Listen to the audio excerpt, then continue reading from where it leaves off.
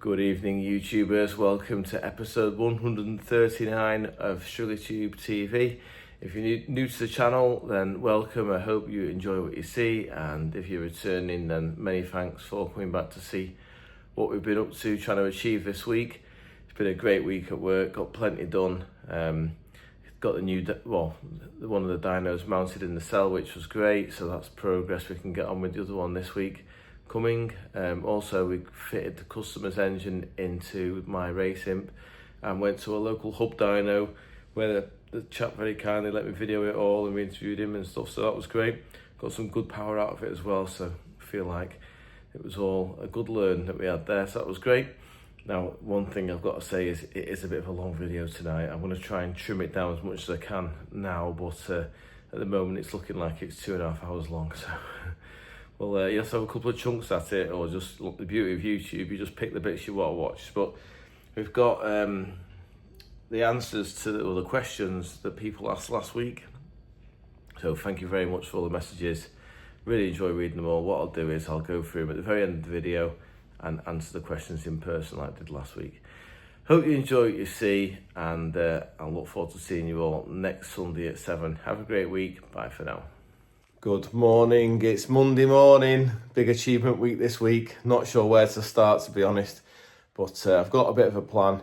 Obviously, Big Bertha's here now. We've got full closure on Moss Road, so there's nothing that's going to dilute my time. We're just going to be here all week, try and get the dyno sorted, try and get the compressor running so we can get the blaster going, and try and get these engines behind me in the race imp and tested so they can go in the out tray.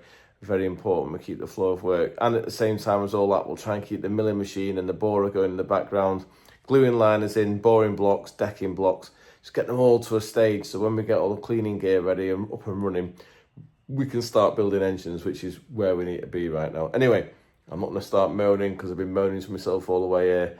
I'm going to crack on, and also need to tidy the workshop outside because there's swarf everywhere. Many decisions on what to do. It's mid-morning, Monday morning. I think we're going to do what we probably shouldn't be doing, which is get all this out of the way and get the race imp down, and then we're going to fit the first engine to be tested, which will be Alex and Jenny's, because things need to happen, and I can just see myself, I can bury myself in machines all day long, and it isn't going to get anything in the out tray. So we've got loads of machine work to do. When it's raining, we'll do all that, but for now, we'll get this down and get the engine out of it, ready to put what first one in for test, and hopefully we can get Benoy's in next couple of days after. A quick update, believe it or not, it's took me about an hour to get the Hillman down and the ramp to floor level. We had motorbikes and all sorts in the way, and ramps and loads of clobber, and this is a little bit of a video section for all my friends that keep telling me to get rid of Bundy. Bundy is here to stay. I can't wait to get my teeth sank into him once I'm up to speed again and get him on the road. I'm even thinking about putting a roll hoop in him and taking him to Jersey next year for the Festival of Motoring, because I think that thing would be a rocket up the hill, like 300 kilograms all in. So yeah, every time I look at it, it makes me smile. I'm so glad I haven't sold it, because its monetary value is nothing. So if it makes you smile, you look at it, you should keep it forever. And Hillman just fired him up. I'll put a little video on after this of it running. It fired up and ran a treat first time. Obviously, it's on the offset block engine, the offset bore engine that was going to make me millions of pounds, but unfortunately did less power than the standard offset, or standard non-offset block. And you can see how much it's been hacked into there and nothing on the other side. Anyway, we've been through all that in the past. We learnt a lesson. I've had Des Hamill put me straight on a few things about dynamics of engines, so we'll just put that one to bed for the time being and concentrate on what I believe is probably more important, and that's getting air into the thing. Anyway, right, let's crack on, whiz this lump out, and let's get Alex and Jenny's in and hopefully running before end of play today.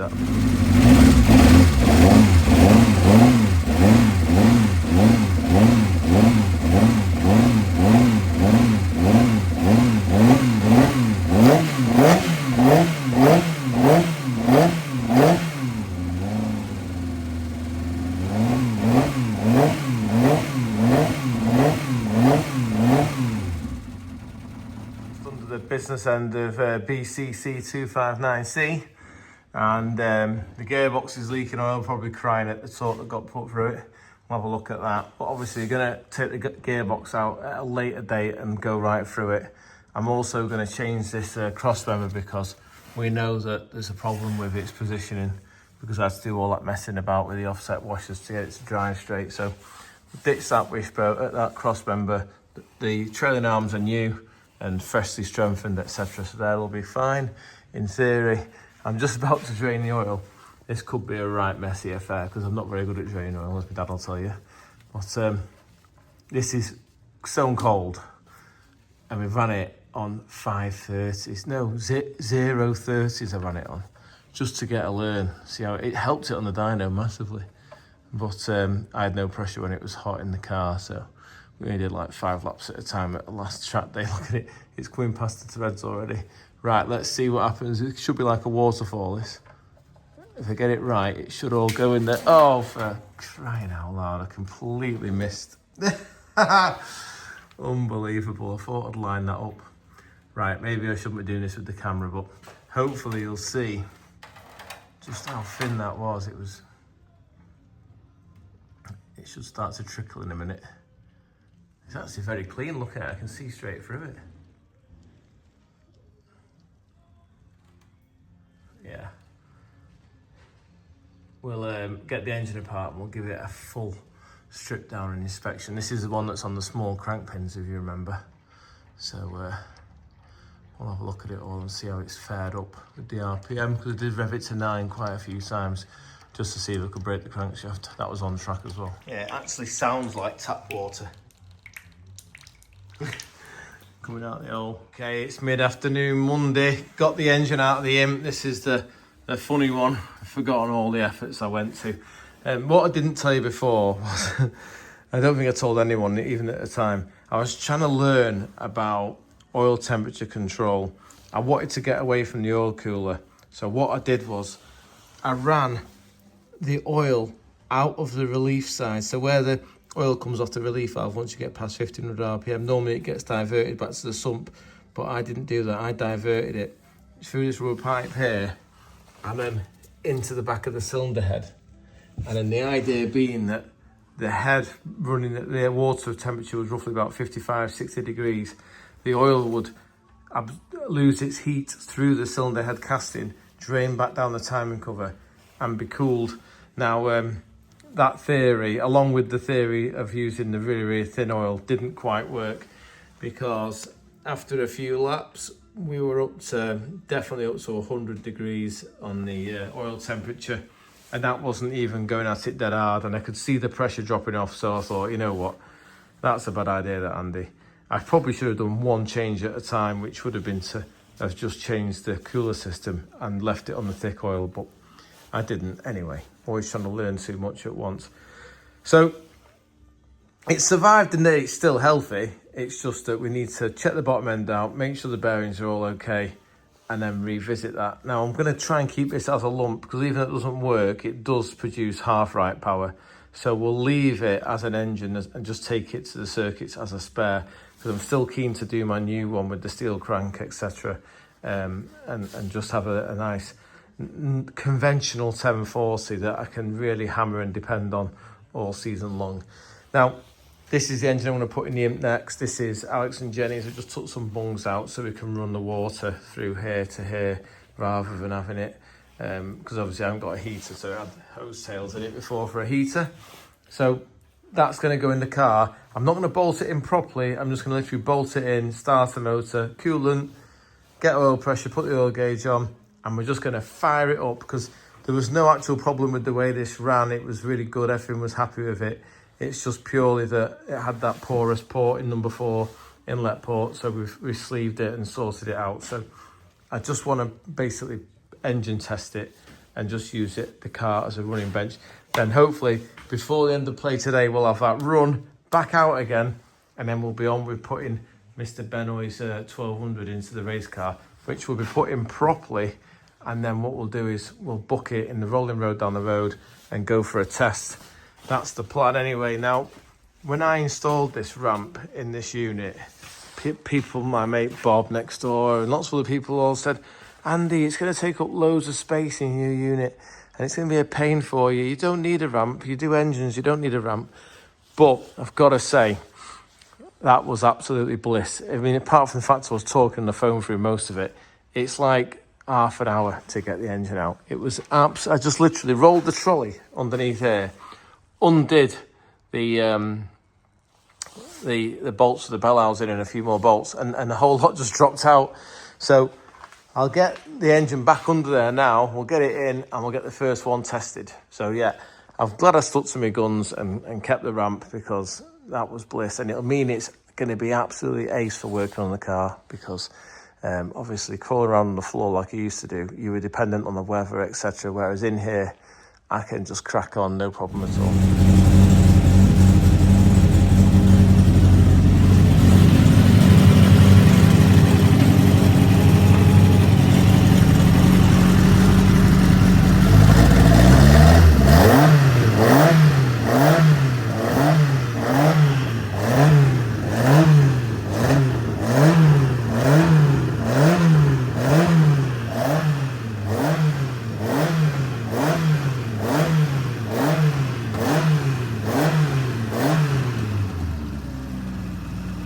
That was number one engine tested. We'll hopefully get this one out and start putting Mr. Benoy's in before the end of play on Monday. That'll be good progress. That it ran absolutely perfectly. I was dead pleased with it.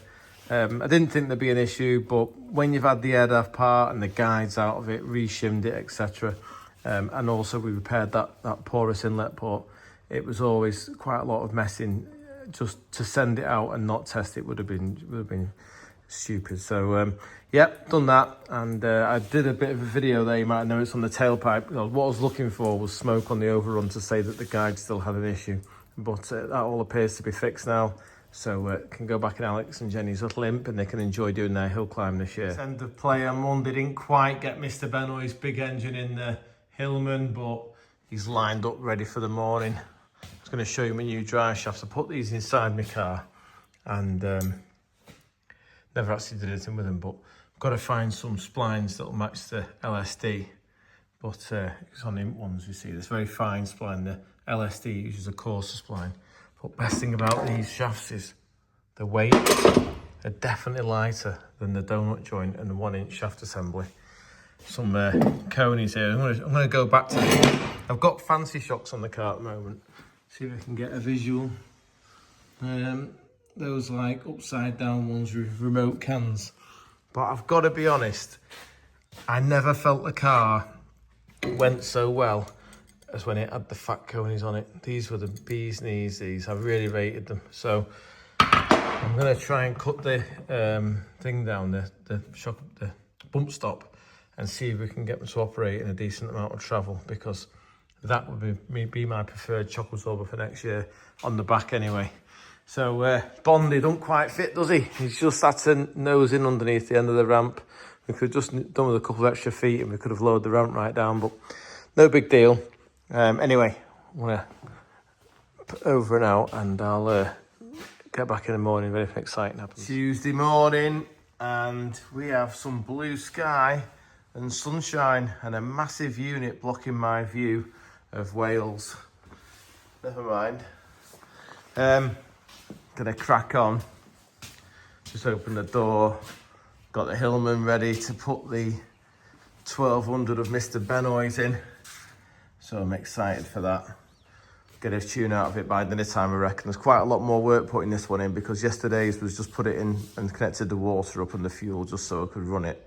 This one's going to have to obviously drive, so we'll have to do some reworking of the water pipes to sort out the oil cooler and things like that. And then put the back panel on, and then we'll get some fresh fuel in it, go for a drive, and then we'll go for a rolling road. Chaps, we're outside. It's absolutely cracking the flags here. It's gorgeous. Hillman sits a bit lower than Mr. Benoy's, because I've got absolutely no exhaust clearance whatsoever. I have to discuss that with him, but it's in and running. It's got water in it, runs absolutely sweet as a nut. Got no oil leaks that I can see, which is handy. I'm just changing the jets because obviously we've come down from a big choke to a smaller choke, so we're going to increase the airspeed through the carburetor, so we don't need to have as big a main jet. So I'm just going to lean it off a little bit, go for a drive, we'll do a plugged colour check, and get ready for our rolling road, where we'll take our jets with us and we'll go through it all and move the jet place, you know. But I'll try and put the camera in so we can do a bit of a recording as this happens.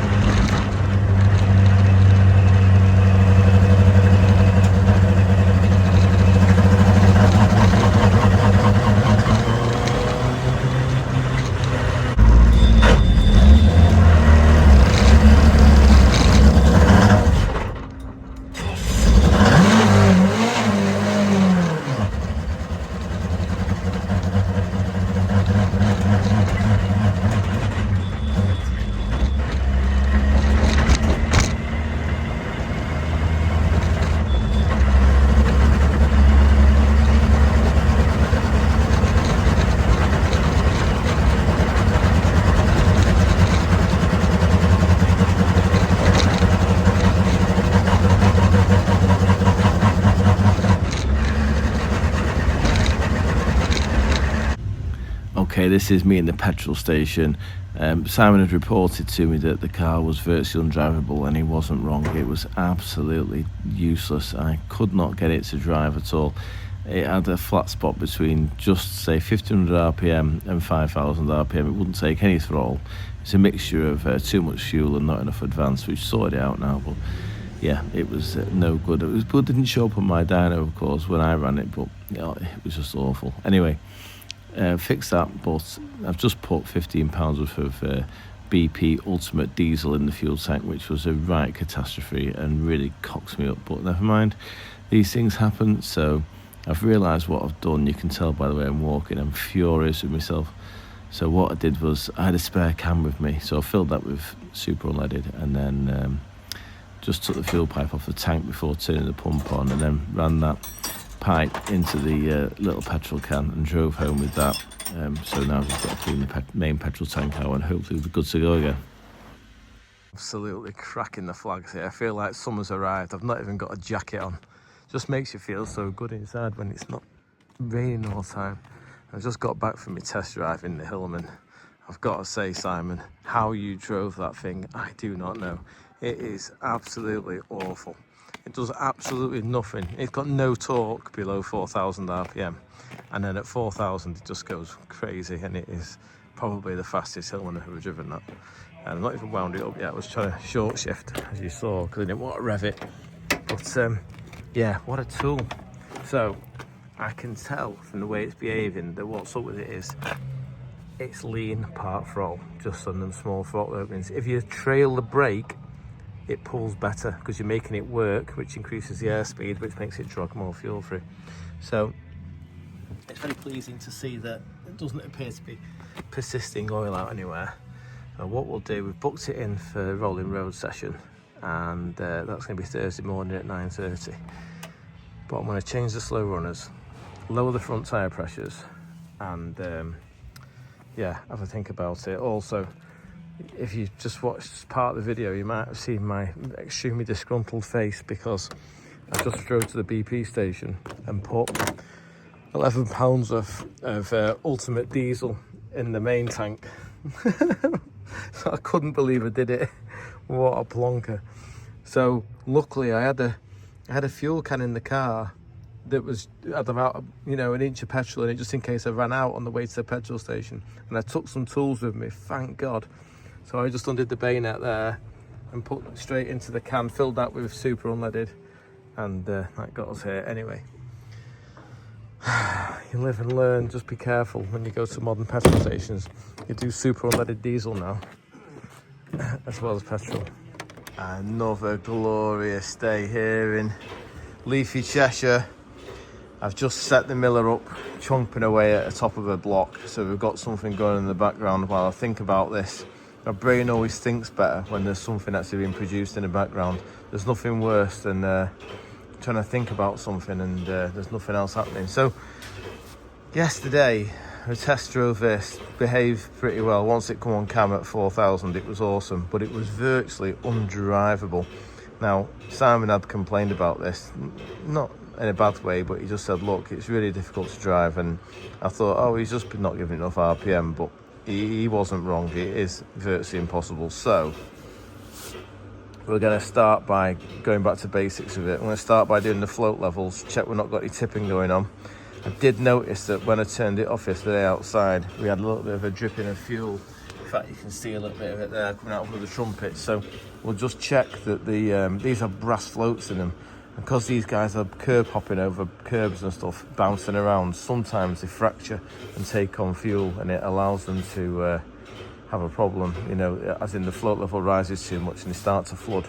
So we're going to check that first, and then we're going to go for another test drive. But yesterday I went from a 50 F9 to a 55 F9, and I think it was actually worse. So maybe I've got it completely wrong, and I thought it was lean, but I was lying in bed last night thinking, I wonder if it's actually rich.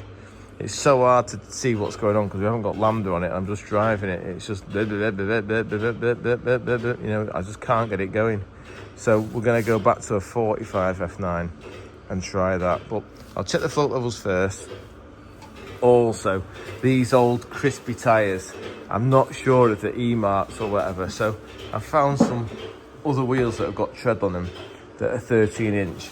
So we're going to put those on and go for a test drive with different tyres on, because it just felt awful. Them tyres, them crossblinds, they're so old. It was just like following all the tracks in the road. It just felt dangerous. So this is Simon Knight's block. So we've got a few blocks that have got liners in them. So we're gonna chomp away at those and get the tops off them. Just so there's something going on in the background, because it's Wednesday and we've not done any workshop work this week. We'll do the cleanup on Friday, we'll give it a sweep up, but what I want to try and do is I want to try and get air to the compressor, to the blaster, because that's what's going to hold us up next, is nothing can be cleaned. I had a retractable airline machine, I think it's here, that's it there, and we never used it, so I pulled the cable out of it.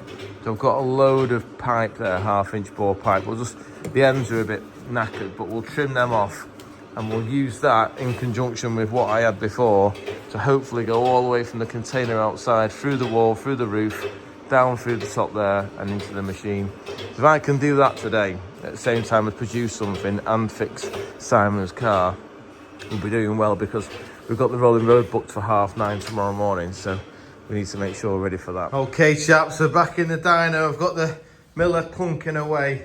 Bit early to start on the revving it up because we are on a farm, so trying not to wind neighbours up, although there's quite a fair bit of noise coming from the unit over the road. But I've just hoovered and brushed off all this.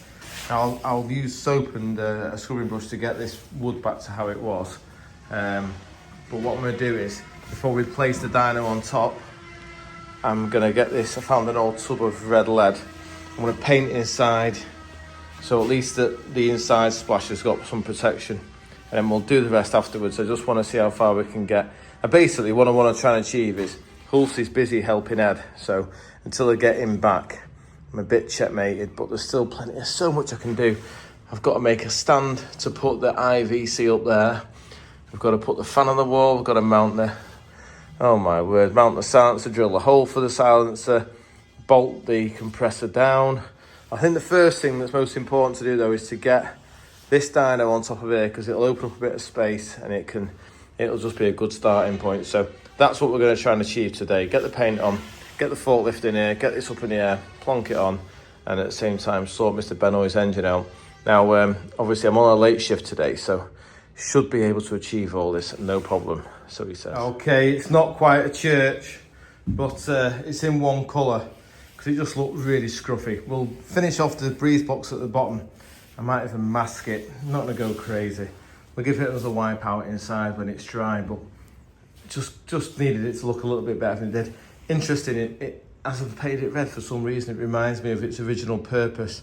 That was the frame that was on the outside of my front door. There was like a wooden frame that spaced it off the wall for the roller shutter door. So We walked through that every day for about 6 years, and now it's become a dyno bed. Great repurposing. Just coming to the end of the second pass on this. Just noticed, not touched here, timing was a bit low there. And also, what I do is I put a marker pen across the top of everything so I can see where the tool's touched, and it hasn't touched this part of the liner. I must have had a bit of a low liner there, so hopefully another 5 thou on the way back past we'll get that. Okay, got the top of the carb apart. Float level is just about where I like them to be, which is just in line there with the top of the radius on the trumpet. Can you see where it just ends there, that little bit?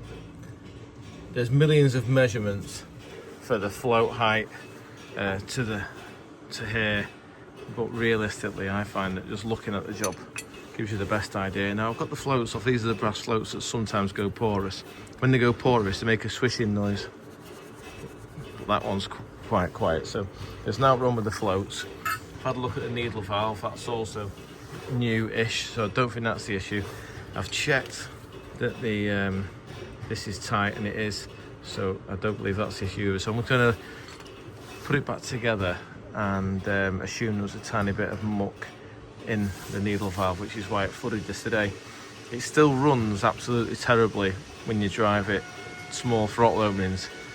I think the way to fix this isn't fuel. I think it needs more advance. I think because it's so limited to as what advance it wants at peak torque, as it comes through its efficient area, we've got very, very little in it down at sort of 2,500 RPM, and I think it needs a good dollop of advance. So for my next test, I'm going to put a dollop of advance in it, like 10 degrees, which would be far too much. It'll detonate when you wide open throttle it, but it'll just prove to me if that cleans up the bottom end. And if it does, then what we'll do is we'll narrow the advance band again. So we'll run, say, 25 degrees static till 4,500, and then we'll go and do our 10 degree swing up to 35 degrees. But yeah, we'll have to see how we get on with that. I'm interested to see if this helps. It's Wednesday lunchtime. That can only mean one thing. It's time for my pie, chips and beans or tomatoes at JD's Cafe. That's caught that liner now, so that's all level with the rest of it, because it was just a little bit low. Remember, we saw the paint mark on it. So that's finished just in time. We'll get the next block on after dinner, and then we're going to have to do something with the racing, put tyres on it, go for a test drive with some more advance in it, see if that fixes it. And then I really want to get the dyno mounted before I go home tonight. That's my big achievement.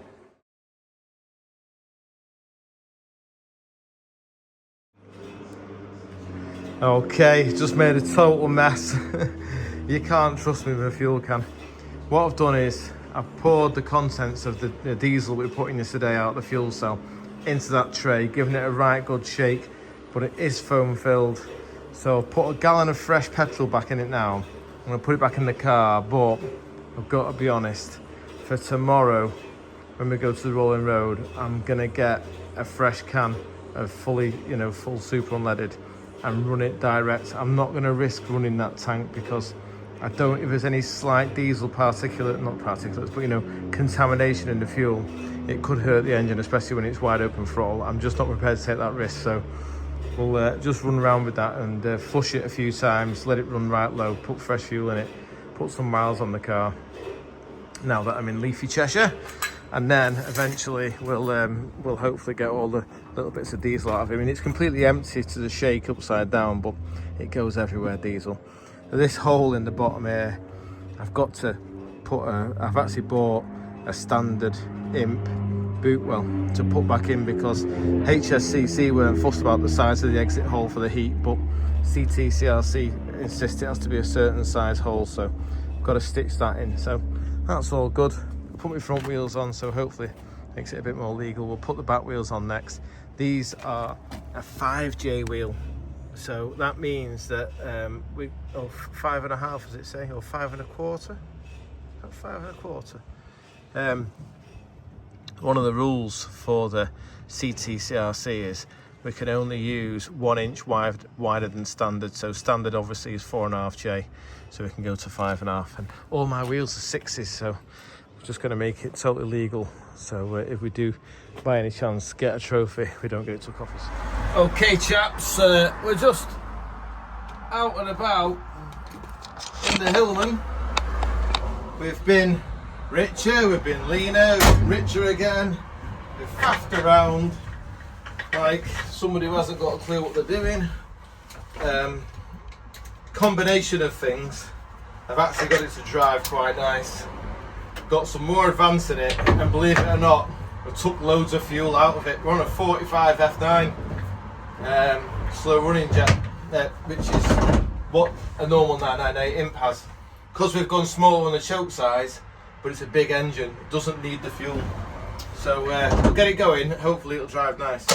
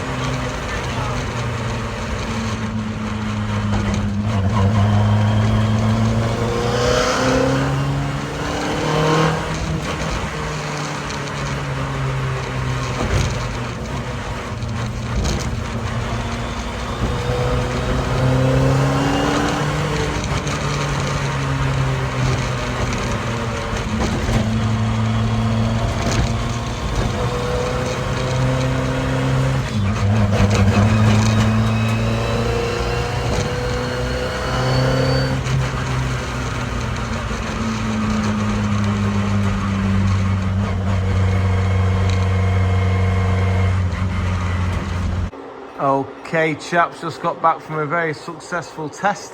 We're still skimming blocks, and I've got to say, drives, it may not have appeared so much in the video, it's hard to show, but it does drive a million times better now. It's actually drivable. The best thing about it though was putting the radar wheels on. I bought these 5.5 or 5 1/4 or something with radar tyres on, just to make it legal for going to the rolling road in the morning. But what a difference, just drives so much better than on those horrible cross-ply things. So I think we're all set now. What I did was I undid the fuel tank and ran it on a full fresh can of fuel just for the run round there. And then what we'll do is tomorrow we'll get the super unleaded, take it with us, and we'll get it on that before it goes on the rolling road, so it's got decent fuel. Take all our jets with us. I'm going to now take Dizzy apart, and I'm going to narrow its advance band, because I want more advance off cam and probably less advance on cam, if that makes sense. At the moment it's got just right at the bottom end, but too much at the top for where I want it to be really, so we're going to knock it back a bit. But we'll squeeze a bit back in tomorrow on the rolling road, see if we can maximise its horsepower. But yeah, looking forward to seeing how that goes. So I'll over and out for today, I think. I'm going to go and crack on and try and put the engine, the dynamometer on the frame that we've made. New hour, new problem. Made paint's dry, that's good. Got the forklift in on the ramps, that's good. I think we've got the height for the whole lift assembly to go up to get this on here, just about. But one big issue is the weight of this is all on the back here. I can only get the forks into there, so it's just tipping.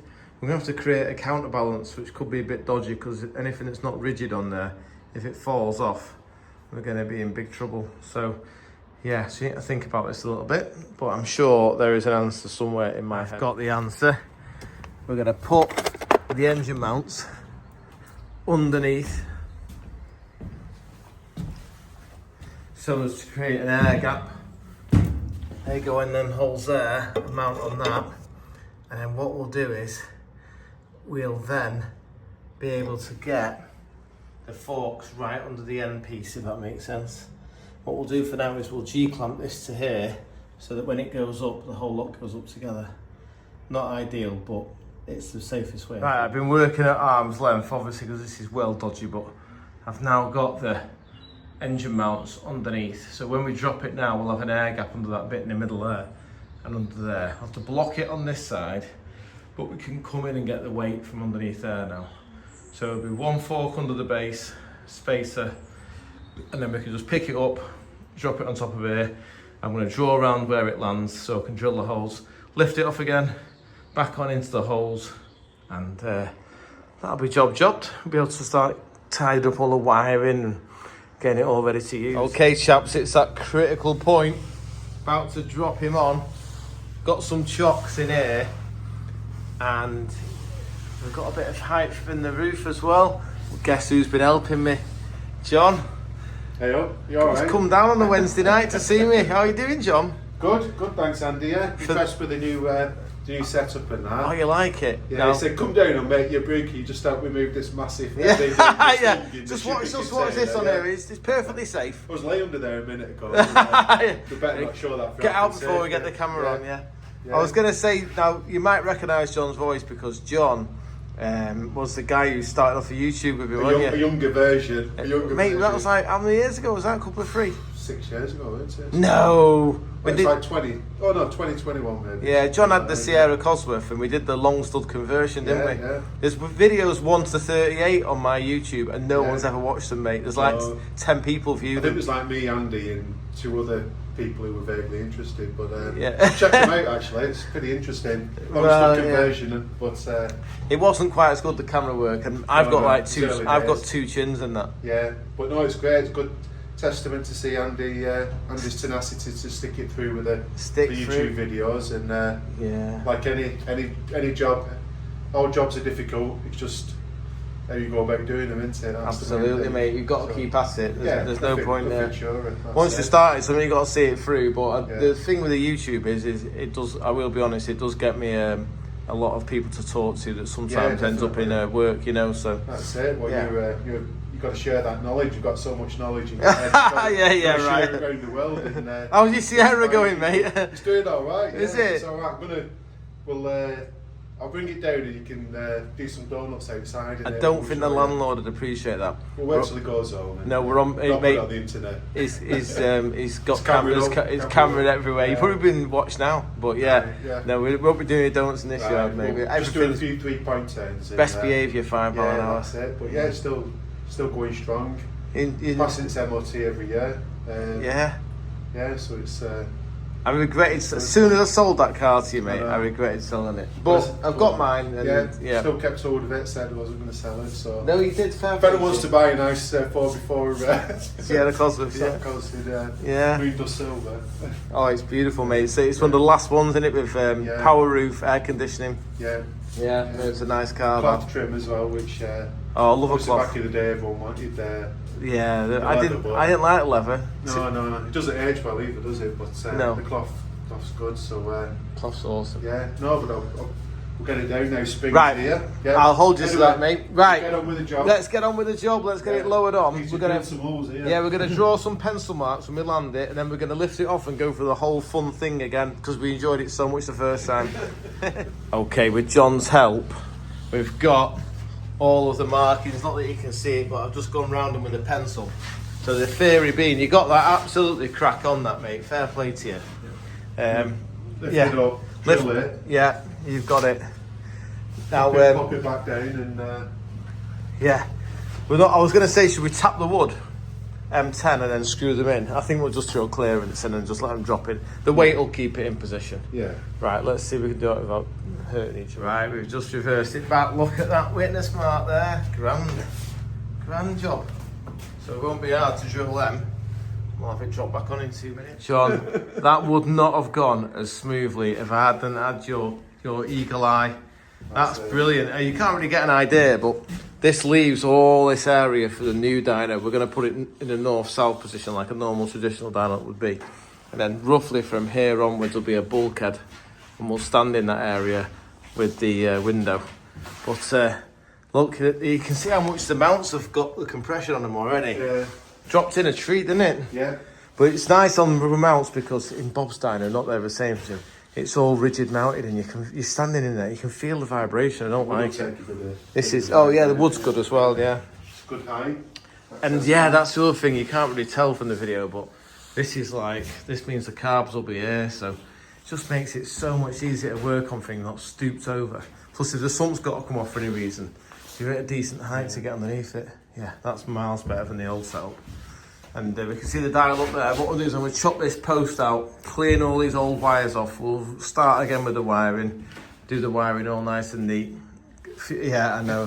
That might be reinstated, that, because that First thing is, you know what every wire does, don't you? I do, because I photographed it all. We'll get rid of all the fuel pumps and we'll put them on a board, because what we'll do is we'll have one fuel pump board for both dynos and then just run the pipe over the top. So yeah, chuffed a bit, so that's good progress, that, John. Thank you for your help. No, you're welcome. Right, let's get the other dyno in, and then we'll wait for Hulsey to come back next week and he can put the other dyno in, and then we can start building bulkheads. Excellent. Good morning, YouTubers. It's Thursday morning. Look at Bundy sat next to his mate there, Big Bertha. Bundy, don't worry, your time is coming soon, son. Don't you worry, we're going to get on you soon. But first of all, we've got to take the 1200 for dyno testing. It's got a small problem at the moment. It's got no distributor. I took it apart last night to fix it. Didn't finish it yet, so got to do some more work on the Dizzy. It's a shame we haven't got the Octopus machine working, because that would have been perfect. But we'll just have to do it by trial and error. Put it in, and then we'll plot a little advance map on it, and just rev it up with the timing light and see when it starts to advance and when it finishes. So I'm going to set it with roughly about 28 degrees max for when we go to the rolling road. And then once we're there, I'll start sneaking a little bit in, and we'll keep doing an overlay with the graph to see if it's hurting it or helping it. Obviously, I don't want to get too carried away with it, but I do think it can run more than it's got at the moment. So, I mean, it did go like an absolute stink bomb. I mean, I don't know how many horsepower it's got. I'd like to think it's got 115 horsepower and maybe 93 or 95 foot-pound of torque, but this will be the truth teller, because this bloke's rolling road is all corrected. It's a proper dyno. I'll video it anyway, so you'll see it, but we'll get a real idea. I just hope it's got as good a torque curve as I thought it had on my dyno, which, once it got to sort of 5,000 RPM, it was sort of flat, or between 88 and 95 foot-pound, until at least 7.5, 8,000, where it starts to tail off. So yeah, we need that good spread of torque to push him through through the gears, because obviously, as you all know, a Hillman is shaped roughly like a full brick with a half brick on top of it. Okay, we're just about to fire it up, or the beast up, should I say. I've done the Dizzy. Now what I've done is I've reduced it to what I think is about maybe a 4 or 5 degree swing, but it's dead taut, really hard to move it. So 4 degrees at the distributor will equate to 8 degrees at the crankshaft. So we're going to set it now with 20 degrees everywhere till it comes on cam. So static 20 degrees, and it'll swing to 28, probably at about 6,000 RPM. I think on the dyno, on the rolling road, we may end up going to, say, maybe, I don't know, 24 degrees static and 32 degrees max. That's where I think it'll end up being happiest. Obviously, it probably will do more power with maybe 34 in max, but I like to set them with a bit of a safety margin, for the sake of that extra odd foot-pound of torque or whatever, just in case it ends up on a red-hot day with some bad fuel or whatever. Anyway, let's, you can see that it's really quite taut to move. It's not got a great deal of movement at all, but that's how it needs to be with an engine like this, where it doesn't want the advanced through peak torque, but it wants it at the top end, and it needs it down below to keep it running clean, although it just runs terrible. Right, let's fire it up and see what happens.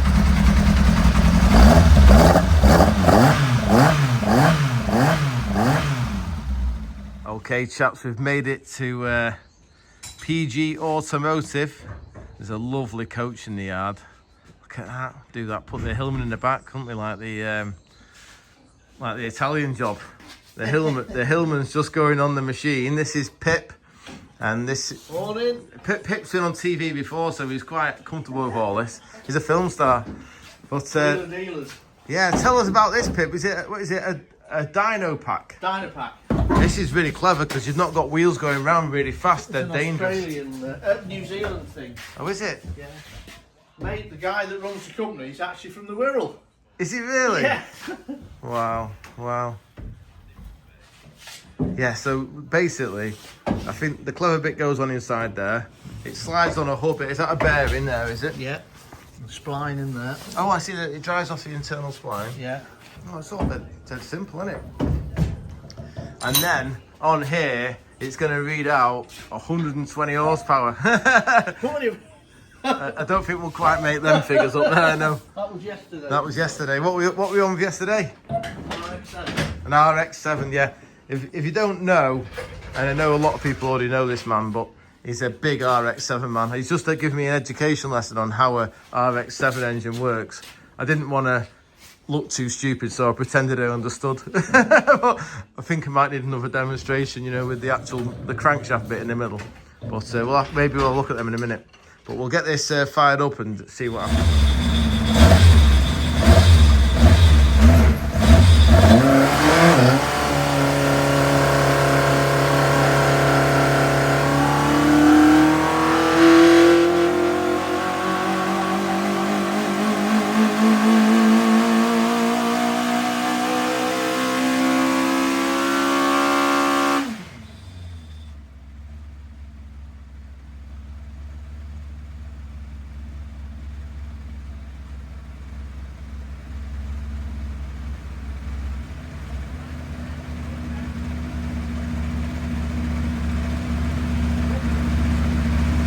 That was the first run completed, but it's definitely rich, isn't it, Pip?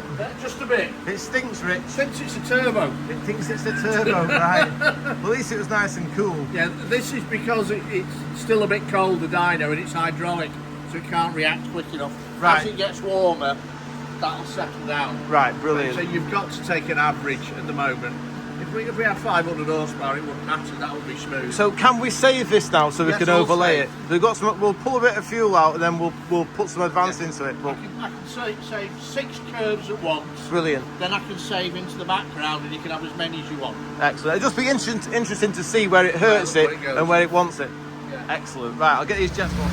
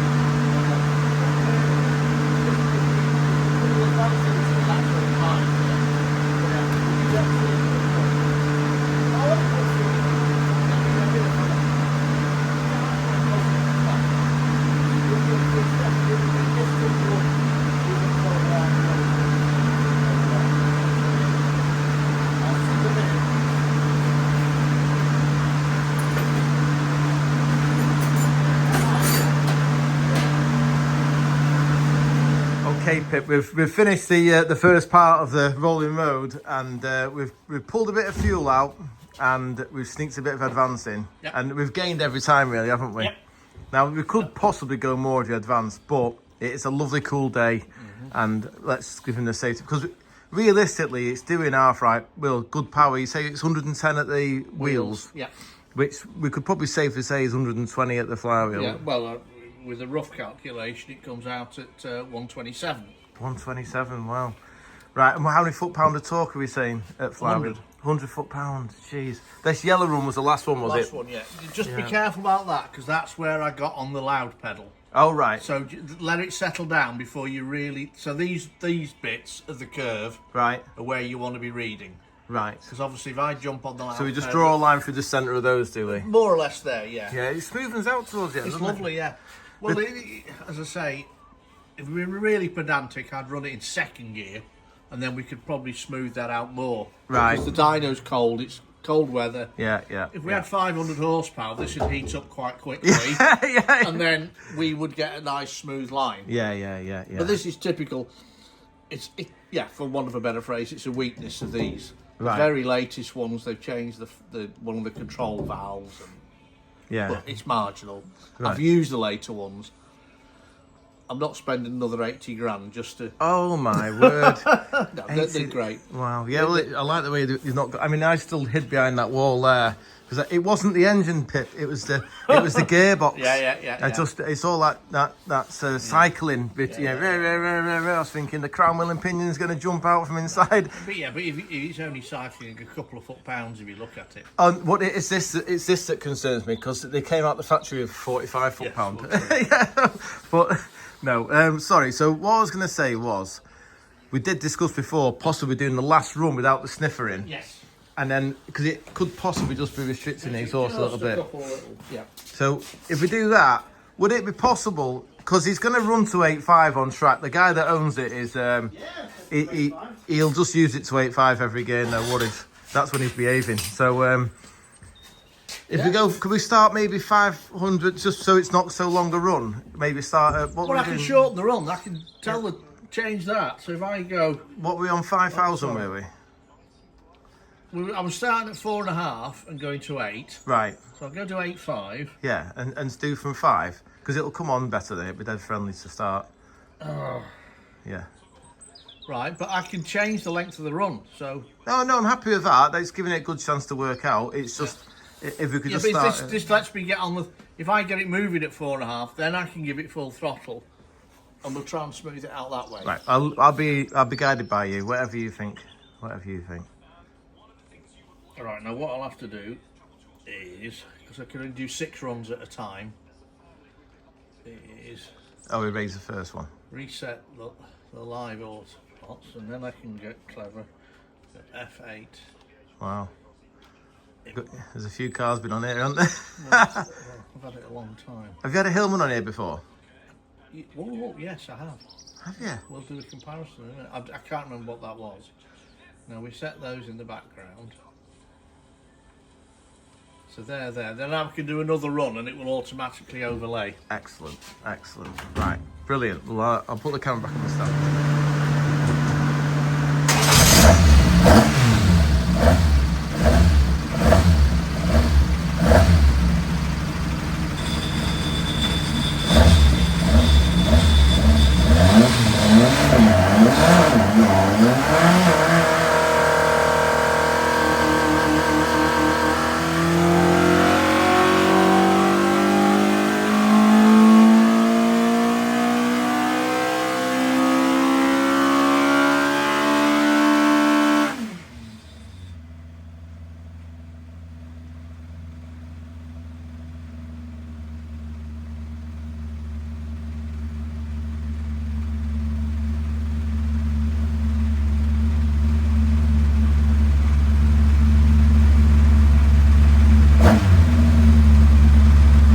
Right, that was the 8.5 run. Tidy this up. Okay. And you can actually see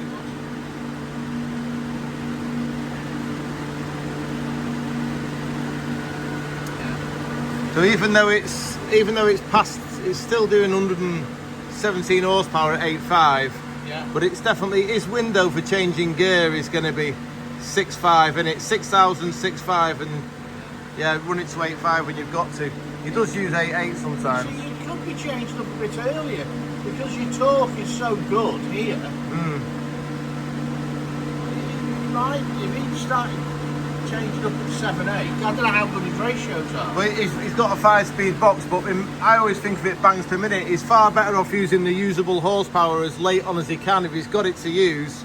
You know, he wants to be between, well, really between 6.5 and 8 all the time, doesn't he? That's his. Your peak torque is actually in this area, 5.8 to 6. Yeah. So he wants to be changing up so that the next gear is at 6,000, 5.8 to 6.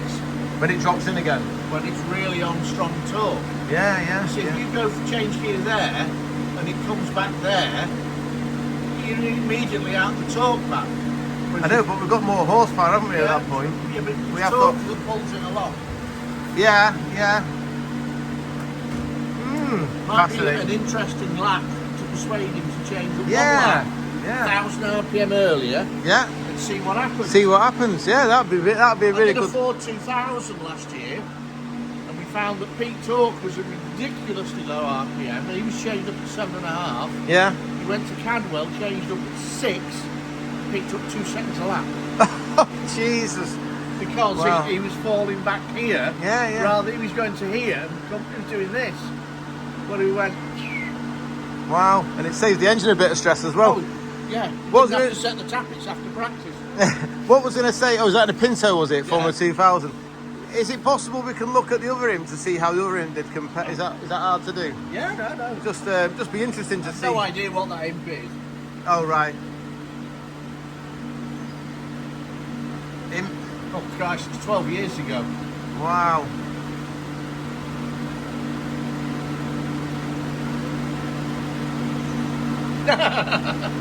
Nothing like. It must have been fairly standard, that one, 60 horsepower. 875 or something. Yeah.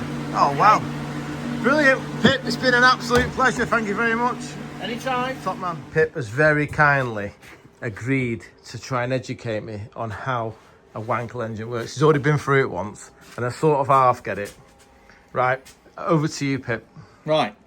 That's this would be the inlet port on a standard production. Right. But this is actually what they call a Mazda 13G, which won Le Mans in 1989. Oh, wow. Won its class. And that's the inlet port. So as the rotor goes round, it's uncovering the inlet port. Right. Oh, so all the air comes in through here. It sucks in through here. Yeah. And then we end up, the port closes, there. Compression. So it's squashing it there, right. And then the spark plugs. That's your combustion chamber in the rotor there. Yeah. It has 2 spark plugs. Wow. Which would sit so that you can see them there. Yeah. Oh, so the chamber's only very, very small, isn't it? Yeah. Yeah. I've got it so far. So the leading plug fires first, and then the trailing. Oh, does it? It's a different timing on the Yeah. Oh my word. When they won Le Mans outright, they had 3 plugs. They had a far trailing. So it's a bit like a diesel engine in that it injects like several times. This fires several times. Just well, yes and no, but they And there's your expansion phase. Making the most of it. And then in standard form, well, the exhaust port is here in the rotor housing. So this is your power now, is it? Yeah, that's your power. That's pushing it just round. one push. And then that's it, the exhaust goes out the side. And it's ready to go again. And this rotates at 1/3 of the shaft speed. God, it's a heavy thing, isn't it? And these are where the oil is squirted in to take the heat cool out. it, yeah. And then the bearing. This is a slightly modified one. We've put a bigger groove in there to hold more oil. Right. It's similar to an input crank or any crankshaft, isn't it? Which has a oiler like that. Yeah, and it's like the main bearing there has got extra oil holes in. Yeah. To get more oil around. I'll just get just to complete the picture. This is the bit that transmits the rotary motion into crankshaft motion, so you can put a flywheel on it. It's another science. Yeah. It's different. I like being different. Yeah, when I was growing up, I didn't want to race or rally a Ford Escort or a Sunbeam or an Avenger. Right. So I did an RX-3. An RX-3. And tell us, where did you used to work just for a short period? At Demon Tweaks. And then Worked for a Mazda dealer. And then Skip? Well, Demon Tweaks. Then I left there and worked for Skip Brown for a while. I went from a Mazda dealer, then to Skip Brown for about 3 to 6 months. Right. And then started my own place. Wow. In Northwich. So you've seen all these Hillmans before with fuel injection on and all sorts. And... Oh, yeah. Well, when I worked for Skips, it was all Sunbeams and Avengers. Was it? Yeah, the TI and that, and the Lotus, yeah. Oh, yeah, Lotuses, yeah. Pip, you're absolute legend. Thank you very much. We'll have you in it. We'll get the next one in now. Absolutely, yeah. Brilliant, thank you. Be Formula Junior. I didn't want to interrupt Nick during his tea. I got the steak and Stilton with a few pieces of roast beef and tin tomatoes. This is like what I call a low-calorie dinner. Nick, you might recognise Nick. Full dinner. Nick went for the chips, and them chips are awesome. And he got a lamb mint. You like lamb minted pie, do you? Perfect.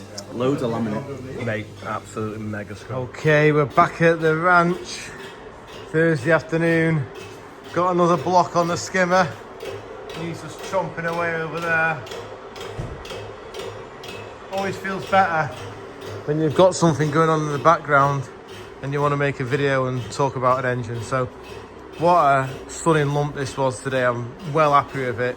I think putting it in the car and being able to drive it on the road was a massive help to sorting the slow running out and just getting it to drive more tractably. Like the new clutch, the TTV, stood up really well. Doesn't appear to have taken too much hammer.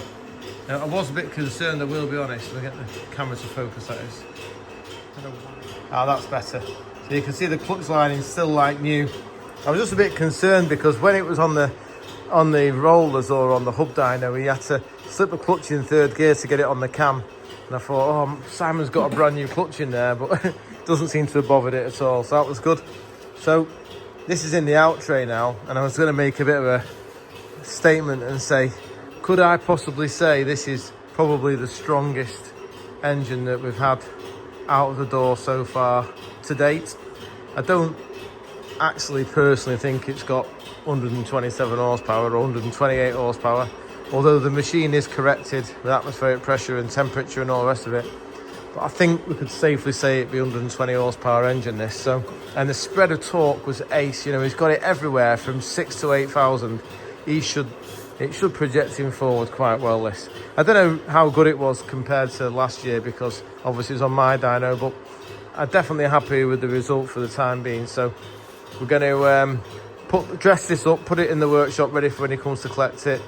And then guess what we're going to do next? We're going to put another engine in the Himp, just a little 875 that had a head gasket and a bearing check, and get a tune out of it, just literally attach it, run it up, make sure it makes all the right noises. And then we'll get back on with boring because some more liners have arrived now, so we can get some more blocks done. And that'll take us till Friday. Bad news and good news, I'm afraid. The rain has come. Poor Bundy's getting wet, so we'll have to wait for the sun to come back. The little 875, got a little sticky tap in there. It smells quite fruity, doesn't it? It's got no clutch on it, so it's just the flywheel. A little bit less rotational mass to accelerate. All I've done is, this is when we put the head gasket on and resealed the sump. It appears to be oil tight, which is quite handy. I re-shimmed it, lapped the valves in, just put a head gasket. It was Peter's engine, there was nothing really wrong with it. It's got some oil pressure, I think. Oh yeah, it's got plenty of oil pressure. So that was, I just literally put it in here just so that I could say, you know, because I hate it when you send something out and you don't know if it runs. Normally it would have just gone on the dyno and run for 10 minutes and, you know, maybe put a bit of load on it. Obviously this is the carbon manifold off the Husky. I just wanted to make sure it functioned, but there's no breathing or anything. As I thought, with it being a no numbers engine, you know, it's never been, it was a replacement engine. I don't think it's done a great deal, so should do him proud that I've just set the timing, just put 32 degrees max in it, so that'll do him. So we'll whiz this one out now. I'll put the car in here, get all the cars in, because tomorrow we're gonna have to have a big clean up because the place has turned into a tip, but it doesn't matter because we've got a fair bit of work out. Got another block on the go. Oh, that's good, isn't it? I stood on that and the power tripped. Oh dear. At least we went over the middle of a liner when it tripped. No, back on again. Must be somebody else. Right, press that button. A momentary power cut. Let's hope it's not the Iranians. Right, I'll tidy up and I'll speak to you in the morning. I can't believe it. It's Friday morning and we've got clouds and rain. And my mate Nick's just popped in to see how I'm doing. Nick is actually a subscriber, aren't you, Nick? I am. For my sins. Nick came here when this building wasn't here. We had a lovely view of outside, didn't we? We did. We had a lovely view of North Wales. I haven't got time to look at it, man. No, we haven't got. That's not the point, though. The fact it was there was a bonus. Look at that, isn't that nice? Anyway, what have we got in the back of the trailer, mate? Is it a Racing Hillman? No, it is not a Racing Hillman. Oh. It predates your Hillman. Wow, look at that. Some time. That's lovely, isn't it? Let's have a... Oh, wow. What year is that then? Eh? What year is it? 1939. 39. And what sort of engine has it got in it? It's got a big straight 8 in it. A straight 8? Oh, wow. Can we see it? Yeah, you'll have to undo the straps and stuff. Obviously, it's held in with leather straps. Yeah, look at that. Trousers. Yeah, there's no plastic on this beast, is there? It's well strapped in, mate. Fair play. Has to be. I take it was wet when you loaded it in here. Yeah, it's been raining this morning. Yeah. It is chucking it down a bit. You'll have to come this way, I think. Oh, wow. Look at the headlights on it. This is a proper... Apparently, it started off as having a saloon body on it, and the guy decided to race it after the war. Oh, he raced it?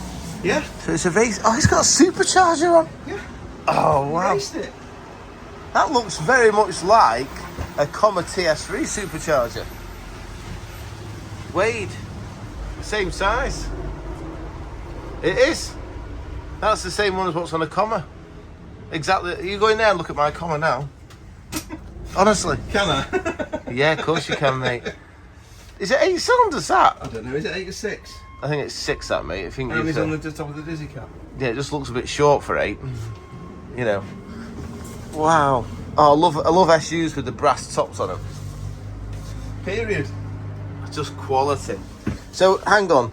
Does this squash the fuel and the air and send it? Yeah, it sucks it through the cars and blows it into... Is that not dangerous? Well, 1939. The Germans are just about to bomb you. Oh, It's right. hardly dangerous. Oh, yeah, this isn't Bentley. This is all aftermarket, isn't it? Yeah. Yeah. Someone. Oh, no. Like I say, it came with the engine normally aspirated and a right. proper body on it. A proper body, so he turned it into a racing Turned car. it into a race car and then to put it on the road, they put the mud guards on afterwards. Right, just to make it legal. Mate, I love it. I absolutely love it. When it's at your place, can we come and hear it? Yeah. Right, brilliant. You can go up the road if you want. Oh, no, I don't. I value my life. Oh, look at that. It's got cable-operated drum brakes. Cable-operated drums. Yeah. How many horsepower do you reckon it is? Oh, I don't know. Wow. Well, thanks for letting us see it. It's in lovely condition, isn't it? Yeah, we looked after it, but it's easy to look after something if you never use it. Yeah. Brilliant, that, mate. Okay, chaps, it's Friday mid-morning, and I'm planning a little treat for myself. Before we get into that, this is the 875 that we fired up yesterday with the head gasket. Just launched it in the car, got a tune out of it, made sure it had some oil pressure and stuff. And obviously checked the seals on the sump was fine. Everything looks good, so that can go. Just need a 74-degree thermostat for it and to overhaul the gearbox. So we'll not overhaul the gearbox, just put some seals in it and check the nuts are tight. Now, because I feel like I've had a half-decent achievement week, we're going to clock off in approximately 2 hours, 12 o'clock. I'll have a cheeky hour on this.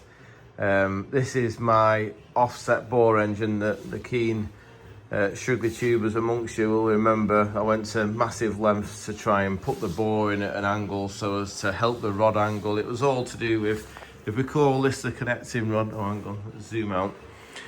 If you imagine as the piston comes down, the rod's pushing at an angle onto the crankshaft. Well, the theory was that by moving the cylinder bore, this is your crankshaft here and this is the cylinder bore, we move the cylinder bore over to the side, offset bore it's called. The idea was that instead of having a big angle on the rod, it had a lesser angle, so we got more of a push from the burn pushing the crankshaft round. and I'm still really keen to see if it works. It's just that for some reason, well, it didn't do anything when we dynoed it. I did a test day with it. It's also got a few other quirky things in it, like this has got the motorbike pistons and rods with the tiny crankshaft journals, so it's on 35mm pin, this on a standard crank, but because of the lack of reciprocating weight, it copes okay. The head's quite good on it, so it should have done good power. The only thing that was a little bit against it was it had low compression, because the pistons were originally from a 16 valve engine. They had 4 valve cutouts plus the extra 2 cutouts that I'd put in for my valves. So my pal, you might remember him, Shaggy, he works at a welding place, and he says, my boss has just invested 15 grand in a brand new laser welder. So I thought, oh, I wonder if... Now, the proper engineers out there are going to be like, no, Andy, no, what are you talking about? But I wondered if you could take the pistons out of this and get the cutouts welded up without... Because apparently it's virtually cold when it does it. It doesn't cause loads of heat distortion. And weld the pockets of the pistons up, because then we could give it some compression, and then maybe it'll do some horsepower. It's a lot of maybes here, but this is just my personal entertainment. I'd never do anything like this for a customer. It's just for me to get a learn. So that's where we're at. Look at the state of this. Look at my belt tensioner, a valve spring. That's a bit naughty, that, isn't it? Crikey. Should have sorted that out before I started doing the video. Anyway, doesn't really matter now. I think that was because we went to Oulton Park and the bracket snapped, and we had to find a way of fixing it quickly.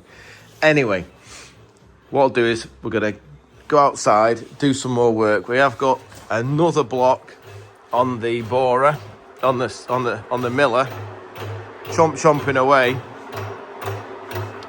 And I've got all my blocks lined up, so I've got me different customers.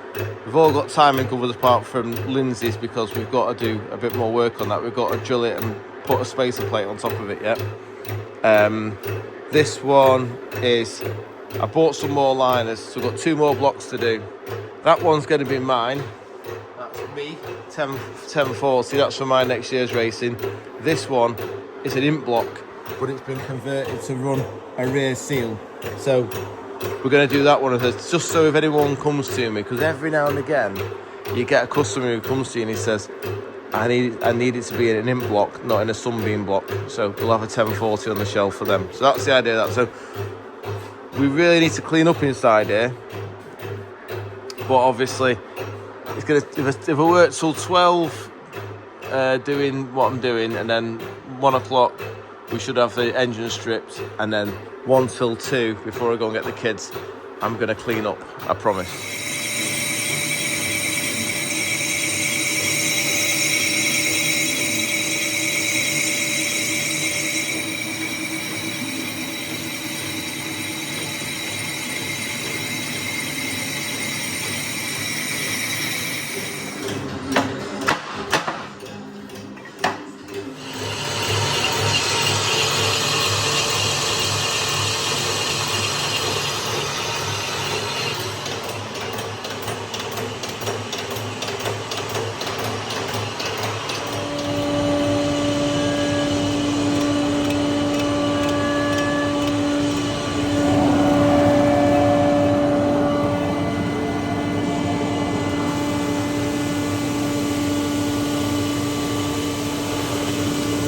Hungry Hoover. Okay, it's treat time for Andy. Time to go and take me offset block engine apart. We've managed to rough turn the liners, so we take the meat off them first. Next we'll put them on the mandrel and do the finish turn, ready to drop them into the block, and then we can bore them next week. Done that 875 block as well, so got one for me and an 875 for the shelf. My customer jobs are here. I've just got one final pass. Interesting how it's just low in little places, almost like the blocks pulled up where the head bolts were. But anyway, I'm going to give that one, it's got one last pass, maybe 3 or 4 thou, and that'll clean up, mint, and then that'll be another one in the pot.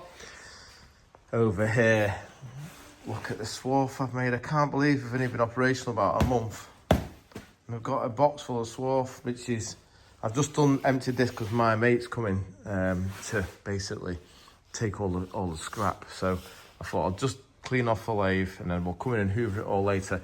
Whilst the machine was running, I cleaned the hoover on top of there, so done that one. So we'll go and take the engine apart now and then we'll finish cleaning up before we finish today. Okay, it's time to attack the offset block engine, offset bore, sorry. This is the engine we ran at Oulton Park, and we did what I thought was really clever. No oil cooler, just a temperature sticker. The blow off for the oil pressure relief valve was blocked off internally, ran externally through this pipe into the head. I ran the engine at 55 degrees water temperature, and the idea was that the surface area inside the cylinder had been 55 degrees.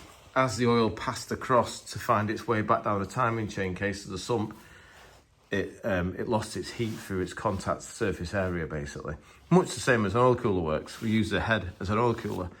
Anyway, it did kind of work, but after 5 laps, I was watching the oil pressure and it was dropping right off. It was going round at 9,000 RPM with like 35 PSI, and I was trying to stick to 45. I don't like them dropping below 45. So I thought, you know what? I did 2 things at once. I put it on 0-30s oil as well, just to try and get a learn.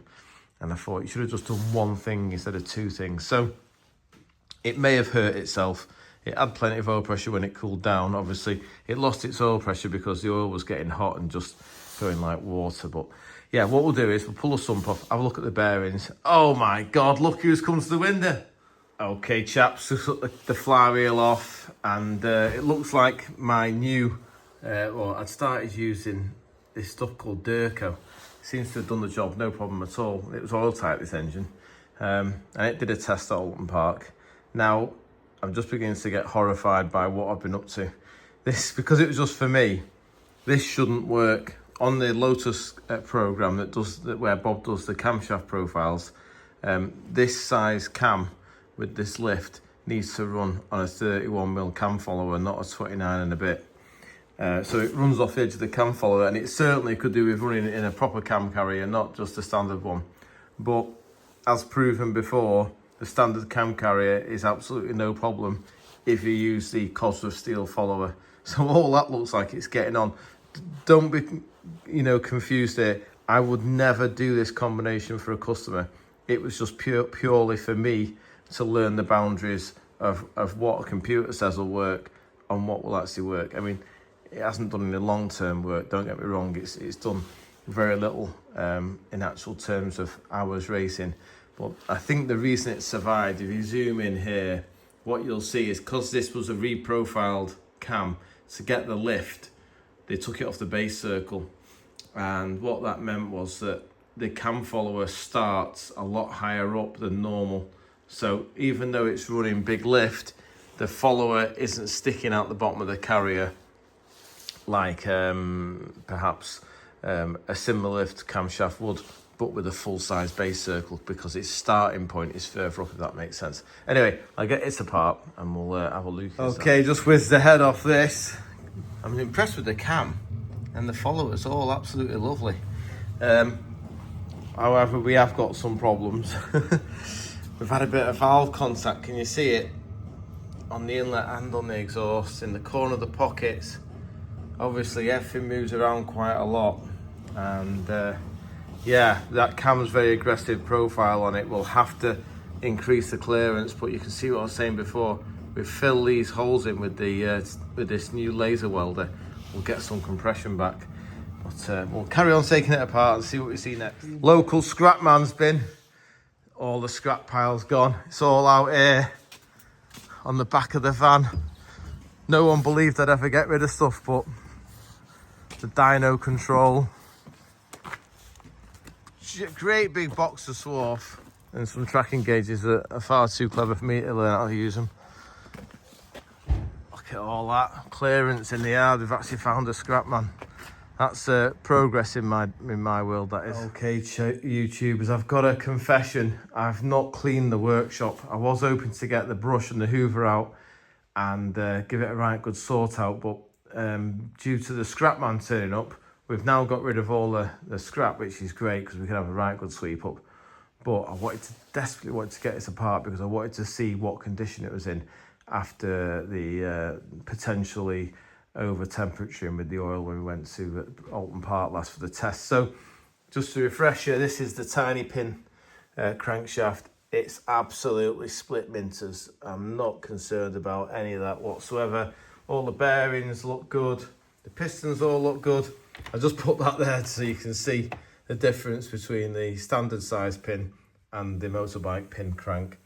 Now, it seems a bit crazy to pull a healthy engine apart, but I'm glad we did, because obviously you've seen the small amount of contact we've been getting from the valve, so I'll have to make the valve cutouts deeper to make this work. And also, what the plan is, I'm going to blast these in the aqua blaster, because take the rings off them, obviously, take them off the rods, and then we're going to send them in and get this bit filled in. See these cutouts? It was a 5-valve engine, this Kawasaki engine that I got the pistons out of. So there's obviously 3 cutouts that aren't being used, so we'll get them laser welded up. What we'll think I'll do is, I've got a spare piston. I'll give them a spare piston to do first, and we'll have a measure of it afterwards, just to make sure it hasn't sent it in knots and turned it into a piece of scrap.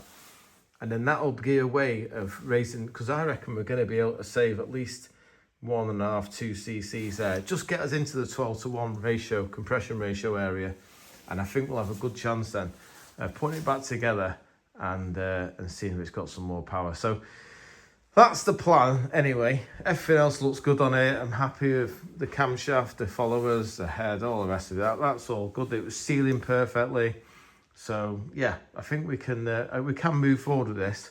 I've just got to think a little bit more about how I'm going to go about it, and we'll get it back together in due course. We'll go in a box for now while we get these pistons welded. A long time ago, I had a Piaggio 50 electric start scooter, but I was never going to ride on the road, and I was sick of stripping over it.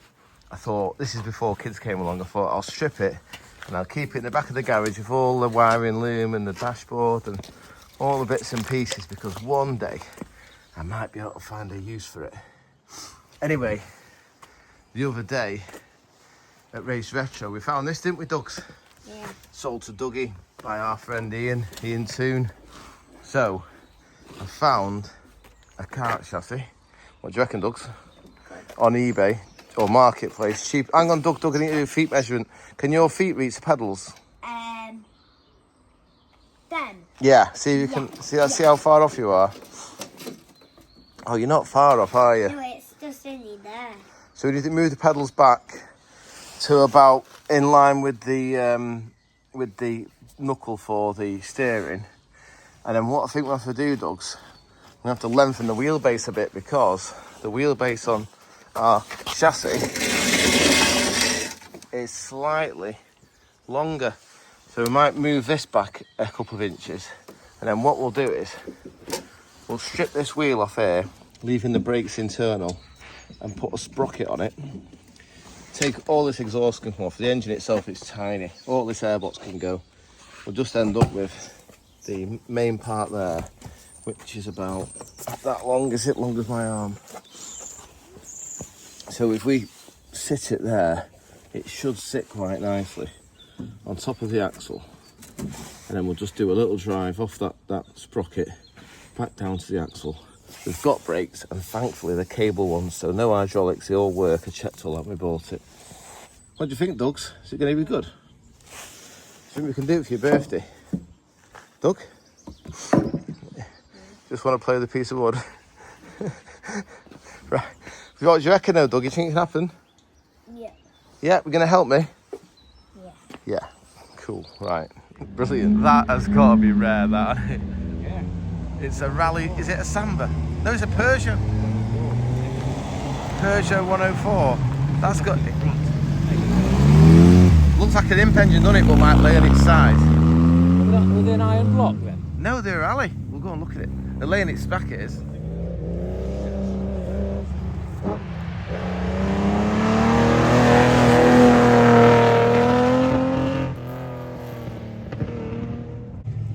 Renault 19 or something. No. Renault 12. Or was it Dacia?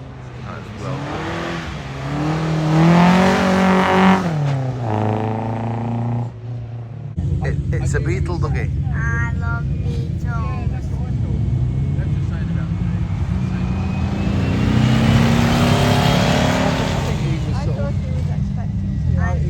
Oh look, Doug, here's another beetle. That's the red bit on the side. Yeah, it's got 2 extra cylinders.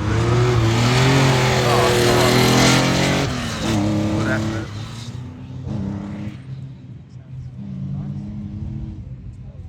It just gone off the grass. Oh, is he? He's back on the track now.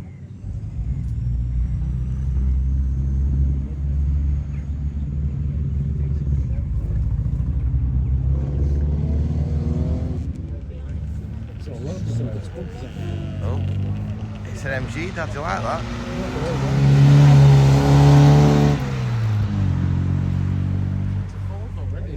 Can't go into fourth there. Yeah, peak torque's at 1500 RPM, isn't it? It's this one, Doug. Didn't even fit properly, does it? Cool, isn't it? Lancia full here. Should have 6 leaves on that model. It's got 7.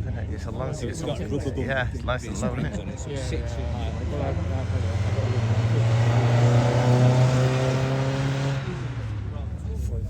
It's a Moggy 1000. Mum, I think you went to take me to school in one end, didn't you? Yeah. No, it wasn't. I think you painted the same colour as that as well, Dad. Yeah. We showed Volkswagen through Volkswagen.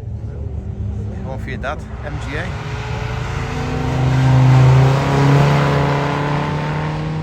Triumph 2000. 6-cylinder. Oh, it sounds lovely.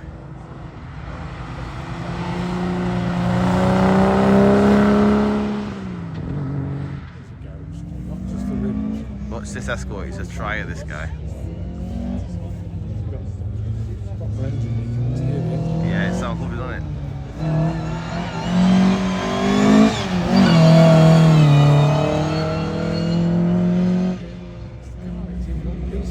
Right. Where's it qualifying? Second. Wow.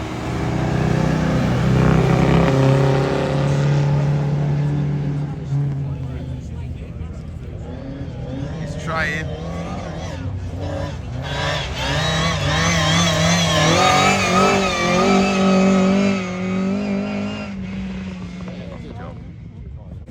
That is ace, Dougie.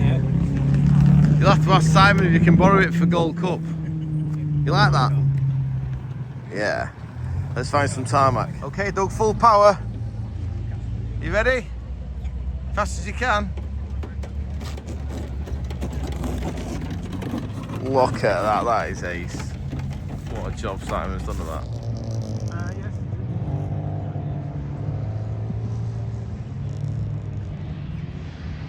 He's trying, isn't he?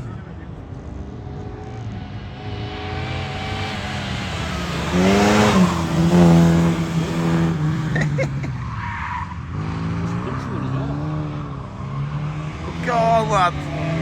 Beautiful.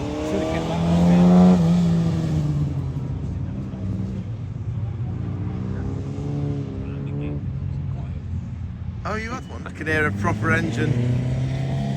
Go on, Ed. We gave Mike Dent 8.8. Oh my gosh, he's trying to blow it up.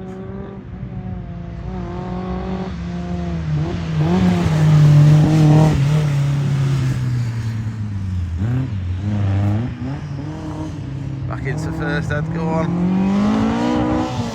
Go on, Ed.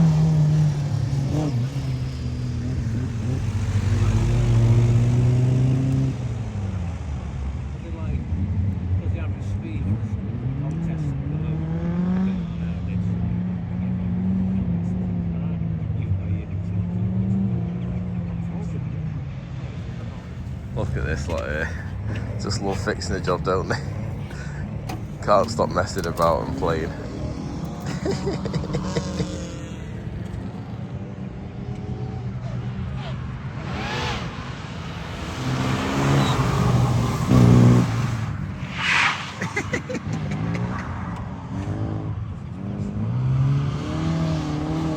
Go on. Proper effort.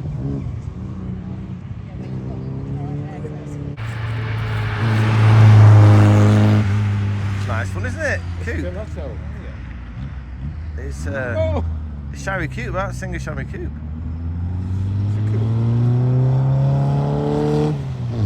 know who it is. Uh-oh. He's trying. Got that reverse gear, get the fishtail on.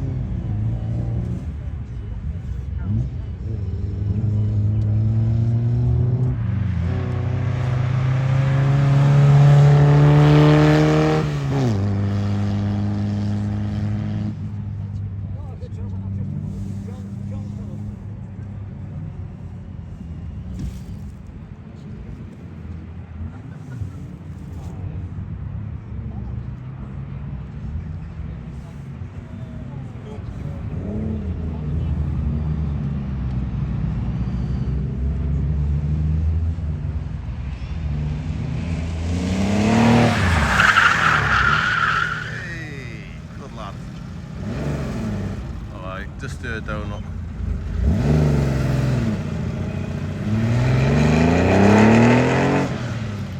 Massive congratulations to Ed and his pal John.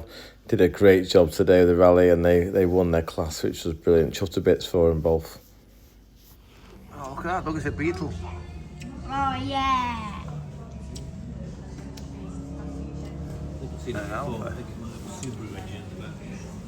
Is that what it is? No, it's a fun cut one, it'd be a diesel or something.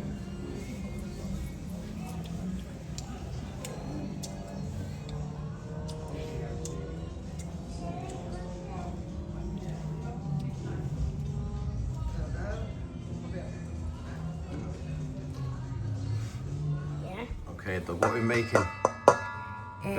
Banana loaf. Yeah. We've got 3 bananas, some butter. You gotta give it a squish, keep squishing it, push it down. You gotta squish them all in, that's it. That's it. Good lad, right. Are you gonna show me your skills cracking an egg? I know you can do it. Break it and put your fingers in it and burst it and try to get in the eggshell in the mixture, yeah? A bit harder, buddy.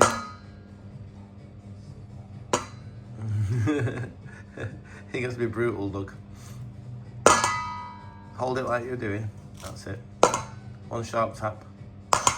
Is it gone? Yep. Right, hold it over the bowl so all the bits go in the bowl. All the bits don't. That's it. Get your thumb in. Oh, no. Yeah. All right. Try it in it again.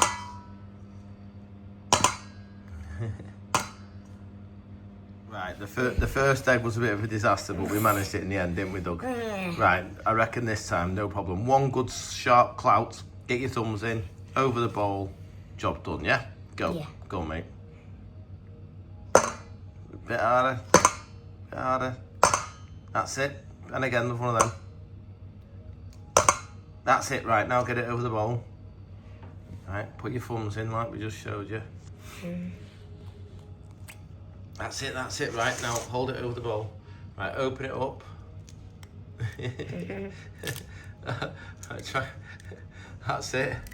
A bit of crunchy bits won't harm us, that's it. Right, rest in the bin. I did it. You did it, well done mate, well done. Hardly any shell. Right, wash your mince of rinse. I'll get that bit of shell out, just in case it gets stuck in our mush. All right, mate, well done with the egg. Now, you've mashed it a bit, but let's get the sugar in. Near it. Yeah, just pour the whole lot in, yeah? Can you do that? Oh, yeah, it feels lovely. Yeah, no, don't feel it, just put it in the bowl. Oh. It's refreshing. No, just, come on. Oh, mate, it's all over your mitten now. Oh my gosh, what a mess. All of it. Yeah, all the whole lot. Yeah, that's it. Good lad, right. Okay, that's it, yeah. Right, wonderful. Carry on squashing it, yeah? Carry on squashing, Doug. Okay, Doug has suggested that we put carrot in it, Dougie, yeah? Is that a good idea? Right, you pour the carrot in there, mate. I've just skinned some carrot and then sliced it. I'll scrape it off for you. And you've got your own bit of carrot as well, haven't you? So this is going to be a banana and carrot cake, Doug. I don't think that's ever been done, that combination, before. Are you excited? It's like 2 of your 5 a day, that, Doug. Right, well done. That's it. You keep on squishing, mate. Oh, it looks yummy. Doug, that is looking really yummy, mate. Really yummy. We've just put a little tablespoon of baking powder in. And now, as we don't possess any scales, Dougie, we're just going to add this until it looks right, okay? So that's just plain flour. Now, can you just gently keep squashing it, please, when you finish your carrot? That's it, just gently so it doesn't go everywhere. Then we'll make it the right consistency and get it in little cups. The mixture is looking absolutely perfect today. Oops. What we've got to do, remember, you've got to drop it in the case, the mixture. Keep hold it, mate. But don't get it on the side of the tray because then it burns and makes a mess, doesn't it? So Daddy will start by showing you. Big one, yeah? Drop it over the middle. We don't need loads, yeah? Because it expands to double its size, okay? Big one. Oh, good skills, mate. Good skills. Yeah, do you want me to give you a scrape off?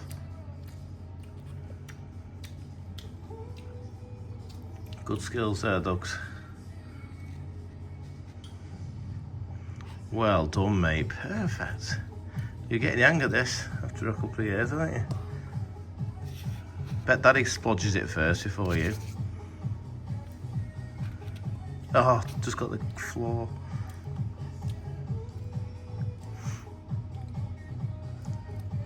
Mint that, Dogs. Well done. Can't wait to taste this. Never had banana and carrot before. God, perfect, Dougie. Look at that. That's just enough, that, Dougs. That's it. Go to the next one.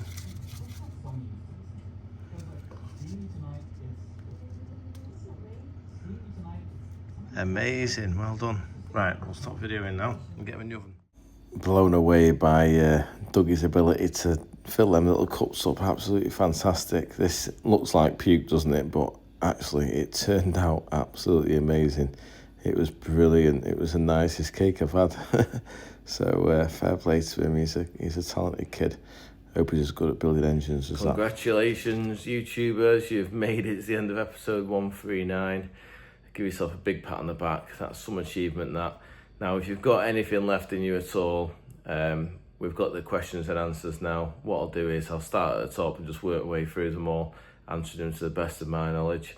Obviously, we'll be making most of it up as we go along, so just stick with me. But yeah, thanks for the questions as always. I'll look forward to seeing you all next Sunday at 7. Have a great week. Bye for now. Okay, first question is from Liv. Oh, hang on. I have to put my biggles on. I can't see properly. Liv-QO3ZD. Hi Andy, love the YouTube channel. Thank you very much. Watched it from the start. Wow. as I have a love for imps, as I have a few for rallying in the 70s. I worked for a man called Paul Emery, nickname Emery the Imp. Wow, I've had a Paul Emery engine. He used to hot rod and rallycross imps. We used to fit imp engines into Speedworth midgets. You'll never mention his name on your clips.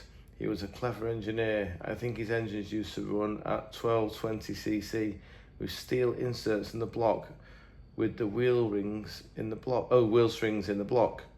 Have you ever come across one of these engines? Also, we put in imp engines on mini gearboxes as well. All the best, Len.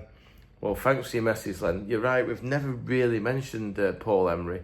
Absolutely amazing engineer. I've got one of his engines at work. I'll dig it out one day and we'll go through it. But like you say, he used to make a cast top with all the liners in it, and then he let that into the imp block, and it created like a closed deck. And there were 75mm bores, so there were 1068 on standard stroke, and like you say, on a stroker crank on a 69.5mm, they were 1220 or something like that. So yeah, I believe they went really well. I've never actually had this one running, but it is something I'd like to do in the future. So thank you very much for your message. That's great, that. Next message. Graham Crompton, 1798. Thanks, Andy. Love the video. You're welcome, Graham. Scary the amount of parts on the floor under that BMW. Yeah. That BMW M5, that won't worry my mate. He lays everything out with the bolts next to it. And even if it's been apart for 3 weeks while he fixes the engine, he will make sure every bolt goes back in the correct place, because that's what he's like. He's very good at what he does. Hence why he gets them sorts of expensive cars to fix. Right. Stumacher. Oh, this is my mate Stuart. It's Hydrolock, Andy, because I've always called it hydraulicing. So when I hear of an engine that's had moisture in the pot and it's trying to squash it, whether it's oil or petrol or diesel or water that's got in the cylinder, I always say it's hydraulicked, but apparently it's called Hydrolock. Well, apologies, Stuart. I'm afraid I won't be able to change, because you can't teach an old dog new tricks, and because I've always called it hydraulics, I'll have to carry on calling it that. But thank you for putting me straight on that. Anthony Mano R1Y. Another great episode, Andy, and happy birthday. Oh, thank you very much, Anthony. In Australia, favourite day of the week is now Mondays, thanks to your videos. Wow, that's amazing. I'm so happy you enjoy watching them. Looking forward to the 1725 engine build and dyno results. Yes, well, we've had a phone call, and the crankshaft has now had its big ends turned to 2.1 inches for the Chevy rods. So we'll have to pick it up next week, and then we can get a block down and do a dry build. Looking forward to it. Ports on the whole bay or H120 head are smaller, and they have a very radical cam compared to the standard 1725 alloy head, with bigger ports and milder cam. Can only assume Roots were trying to maintain air fuel speed at lower RPM with small ports. Chevy rods, I believe, were a common upgrade. Datsun 1600 exhaust valves being used with 8mm stem, near enough to 5/16 Roots. Later alloy heads have valve springs sitting on top of a boss, leaving less valve lift before coil binding. Master E5 springs have one less coil. They were used on one occasion. Earlier heads have a valve spring recess in the heads, allowing more lift. I've sent you an email. Look out for James Bond in your inbox. Always something to learn from Andy's engineering. Right, I have had the email. Thank you very much. And I need to forward it to my pal, Aaron, for him to study. And he sent me lots of pictures of how the head should be. I've not even looked at the head yet. But wow, so much information. Yeah, interesting that they made more space for the valve to move. Oh, I'll just go. I've got a phone. Okay, sorry about that. I'm back now. Yeah, interesting that they changed the design of the head. So obviously, as this side's run more lift, they've had to make a bigger area for the valve spring. Obviously, they run out of travel and become coil bound after a certain amount of lift. So the longer the fitted length is to start with, the more lift you can run, obviously. We were probably going to try and run, if Aaron wants to go that way, with like a crossflow valve out of a Ford crossflow engine, because they're quite long and you can get them in 6mm stem as well, and a whole good range of rim flow valves. So we'd always be able to use a decent valve spring with that as well, because Bob's got loads of valve springs that he's had made over the years that are really good, you know, good quality ones. So it's amazing how much lift some of the springs that are only like, I don't know, fitted length 32mm, they can run 500 power lift, no problem. So yeah, that's great. That I'm really looking forward to getting stuck into that engine. I can't wait for the time to come, but we just got to get on with the jobs that I've already took on for the time being, but it will happen in the next few months. Right, thanks for your question. Next one is from Hugh Millward 705. Hi Andy, really enjoying the channel. Well, thank you, Hugh, that's very nice to hear. I'm glad you enjoy it. Hope you enjoyed tonight's show. Next one is Chris Val 78. Happy birthday, sir. Thank you very much.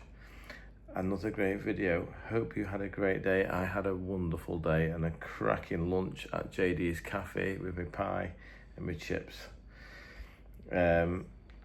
Wassy, oh, this is my mate.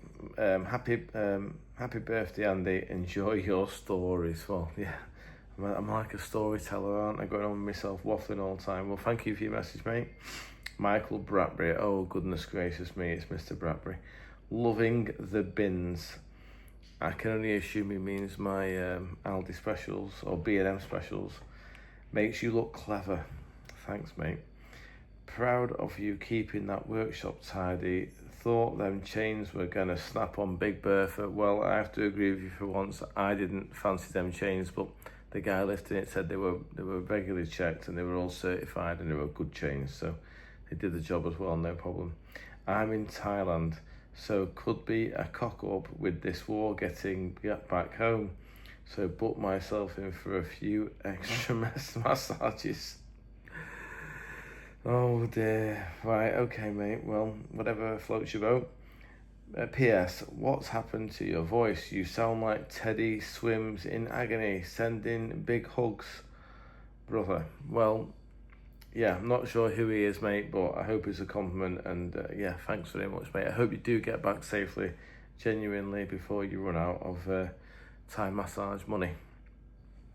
But a pretty guy like you, make you be all right over there. I'm sure someone would take you on, some big lady boy or something.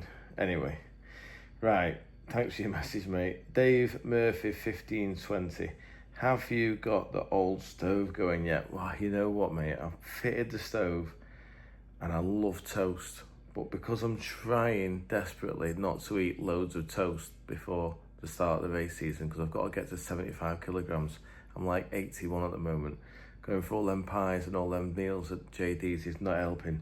So if we've got the stove going, then cheese on toast will start again, and then we'd have no chance. So I've deliberately delayed it, but it will happen. I know what to do now. I've had the education from the gas man on reducing the jets by 30%, and it'll burn clean on the old butane. So we'll get that sorted. Thanks for your message. Peter Furch. Hi Andy, thanks for another inspiring video. My questions. Are the diameters of the inlets of Will's exhaust pipes the same as those of the outlets in the head exhaust opening? Always look a bit too big to me. I'd also like to see you working a standard imp head into a race head. Right, well, first of all, the exhaust pipe, where it is in the flange on the head, is the same size as the port in the head, and then it opens, it tapers out straight away.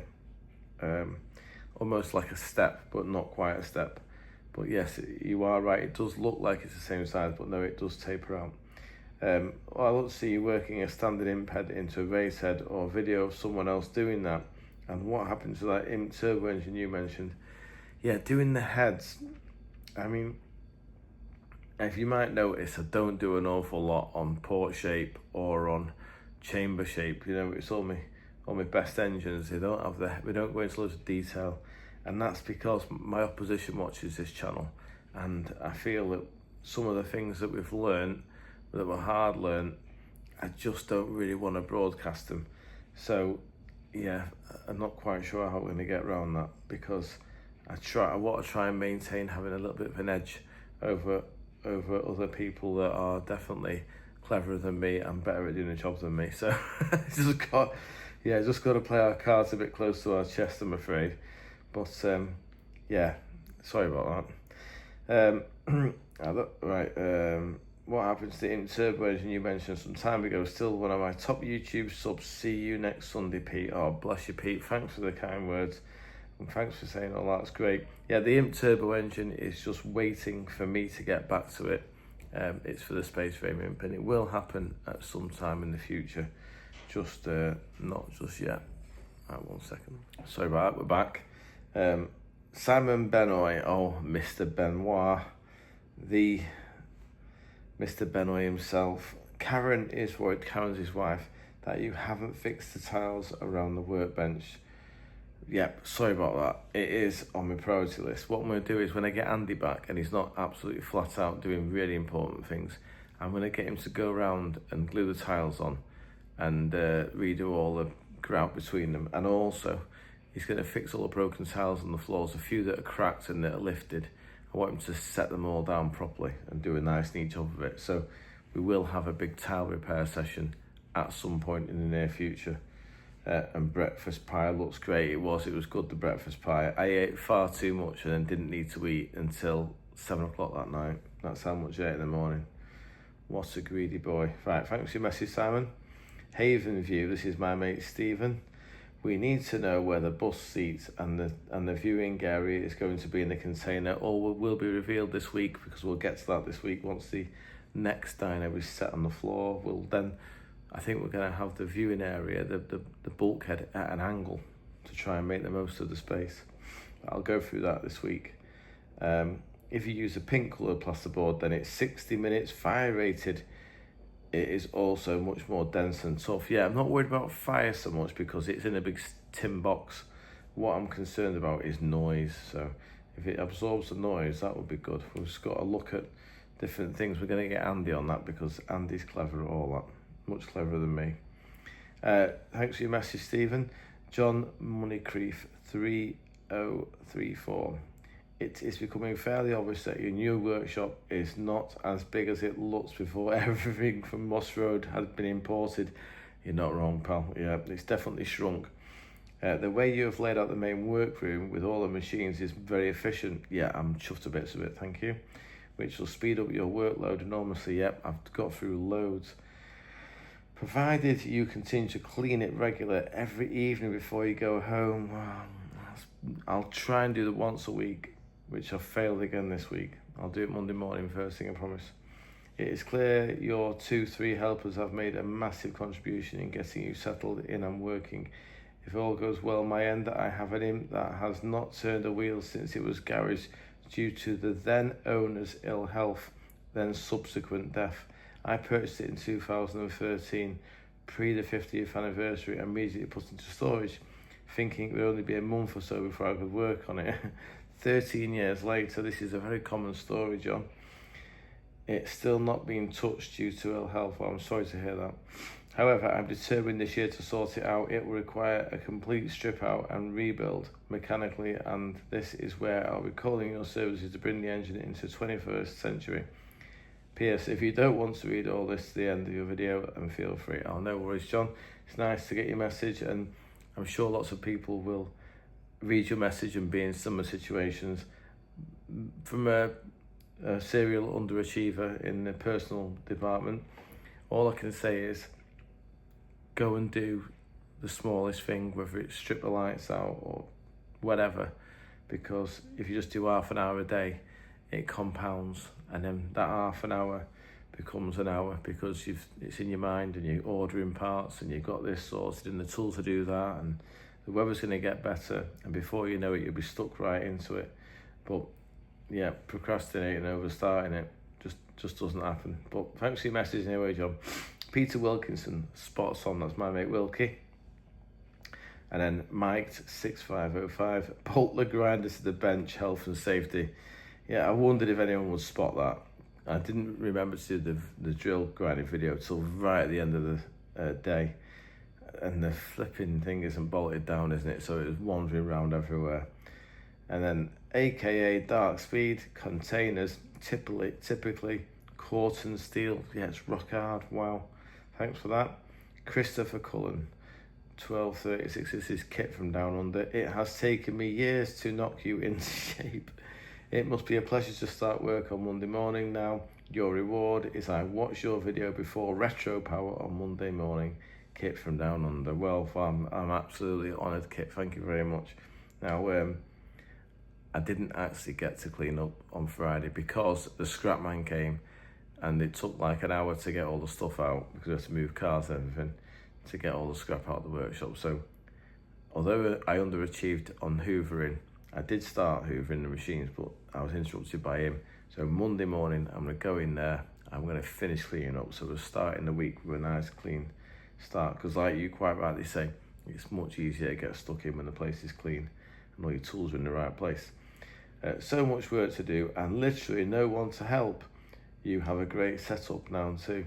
Martin, sorry, that was by Martin Ake, 1329. Yeah, that's my doing though, mate. I don't want any help. I'm unhelpable. I love controlling everything. It's part of being an engine builder. You become a complete control freak, and any outside help has to be scrutinised. Even when they're putting tools back in your box the wrong way around, it just blows your mind. So just easier and quicker to do everything yourself, I find. All I'm going to do is invest money into machines that save me time, so that whatever time I do have to spend is more efficient. That's what I try and do. Ian Bates, 1312. It would help to have the grinder bolted down, Andy, before grinding drills, etc. Way safer.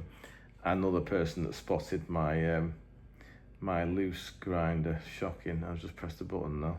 Right. And then the last message from Lotus Clan. It says first comment, exclamation mark. I'm really sorry, mate. You'll have to elaborate on that for me. Put it in simple terms for a simple person, like first comment. I'm not quite sure, but is it your first comment or my first comment? Or anyway, just let us know what you mean by that, pal. Be very grateful. Right, well done. Thanks for all the messages. Really enjoyed reading them all, and I'll look forward to seeing you all next Sunday at 7. Have a great week. Bye for now.